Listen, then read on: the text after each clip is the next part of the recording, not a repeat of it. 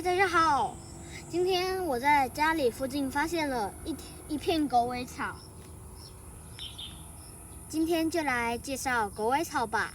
狗尾草是禾本科狗尾草属的一种植物，它是小米的祖先，它是可以耐旱、耐贫瘠的一种耐力坚强、生存力很强的一种野草，所以全世界都有它的分布。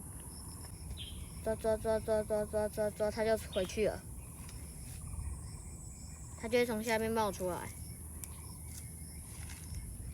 在路边看到狗尾草，也可以拔起来玩玩看哦。1分钟山林教室，明天见。